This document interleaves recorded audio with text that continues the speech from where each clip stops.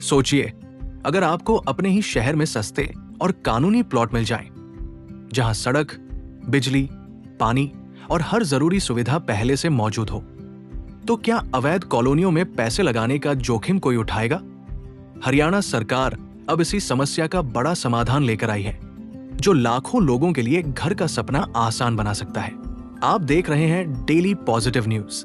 हरियाणा सरकार ने फैसला किया है कि प्रदेश के 12 शहरों में नए सेक्टर विकसित किए जाएंगे। इसका मुख्य उद्देश्य है अवैध कॉलोनियों को रोकना और लोगों को सस्ते और कानूनी प्लॉट उपलब्ध कराना। इसके लिए करीब 40,000 एकड़ जमीन की व्यवस्था की जा चुकी है। मुख्यमंत्री नायब सिंह सैनी जल्द ही इन नए सेक्टरों की पूरी योजना और किन शहरों में कितने सेक्टर बनेंगे, इसकी विस्तृत जानकारी देंगे।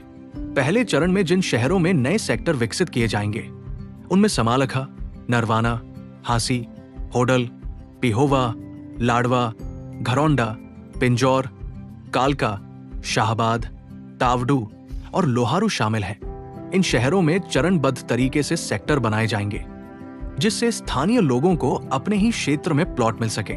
सरकार का मानना है कि नए सेक्टर विकसित नहीं होने के कारण अवैध कॉलोनियां तेजी से बढ़ रही थी। लोग मजबूरी में बिना सुविधाओं वाली अवैध कॉलोनियों में प्लॉट खरीद रहे थे, जहां न तो सड़क होती है और न ही पानी, बिजली और सीवरेज की सही व्यवस्था होती है। अब नए सेक्टर बनने से लोगों को सुरक्षित और सुविधाजनक आवास के विकल्प मिलेंगे।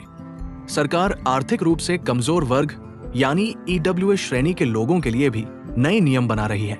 प्रस्ताव है कि नए सेक्टरों में ईडब्ल्यूएस वर्ग के लिए 25% प्लॉट आरक्षित किए जाएं।